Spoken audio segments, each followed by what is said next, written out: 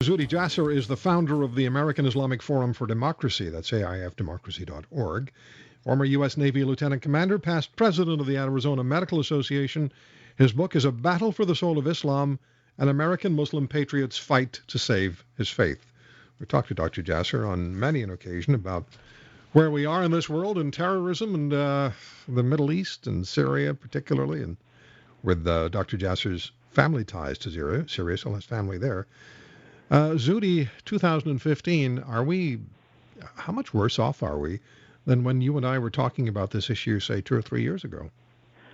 Well, Roy, thanks for having me on. It's always great to be with you. And, sadly, the situation continues to circle the drain, and we're headed down the drain in that the Middle East, we formed our organization back in 2003 on the premise that Muslims needed to step up to separate mosque and state and defeat the idea of the Islamic State.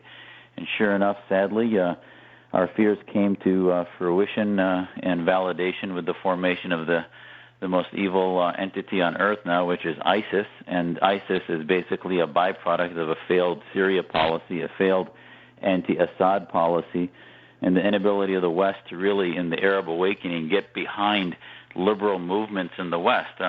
On the opposite side of the coin of ISIS is Tunisia. Tunisia we saw the victory of a secular party over the Islamists.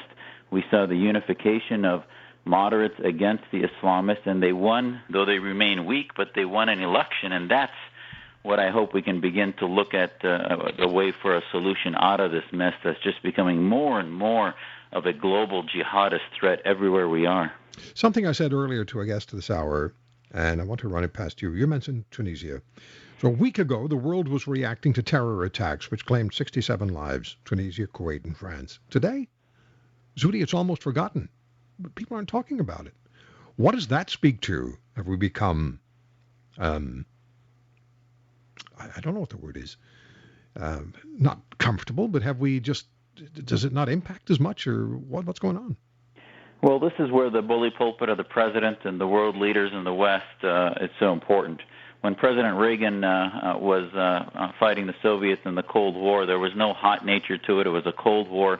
And yet almost every press conference talked about prisoners of conscience, talked about strategy, talked about the defeat of socialism and communism and Soviet threat by freedom and capitalism. But yet President Obama and most of the leaders of the free world simply look upon this as a crime problem. They don't want to really face the need for leadership. So as a result, the citizenry follows suit and sort of dismisses it. And I think it's a sign of poor leadership and inability to set the lens at the way we should be looking at what's happening in the Middle East. And, today, as we celebrate our Independence Day and this week, and there's a confluence of ideologies. One is, I as a Muslim in the West believe that I can celebrate my freedoms here more than anywhere else in the world. The Islamic State those Muslims that are jihadists want to die for that Islamic State. Muslims that are a part of the solution want to die for freedom and liberty, whether it be in Canada or the United States. And I think ultimately, until we have leaders that can begin to lift up that huge difference between those two forms of Muslim activism, we're going to get nowhere. Do you see anybody on the horizon that can do that or is willing to do it? Well, I hate to get into party politics. I think this is a nonpartisan thing, whether it be, And I wasn't thinking parties. Yeah, no, I think there are individuals that, be it Marco Rubio, Santorum, so many, Scott Walker, we don't know what Jim Webb or Hillary's position is. Hillary clearly has failed in this and missed major opportunities when she was Secretary of State in 2008, 2009, in the Arab awakening. So, in 2011.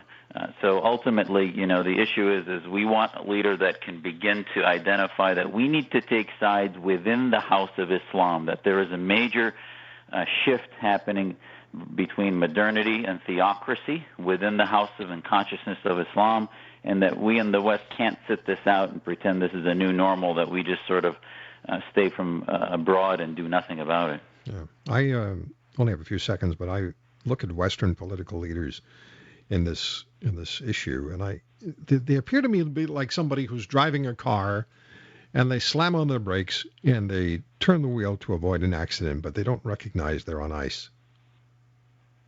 That's a great analogy, and I don't mean to laugh. It's so sad. Hundreds of thousands dying in Syria, Aleppo, and Damascus on the verge of possible. And I wasn't mass trying to be use. funny either.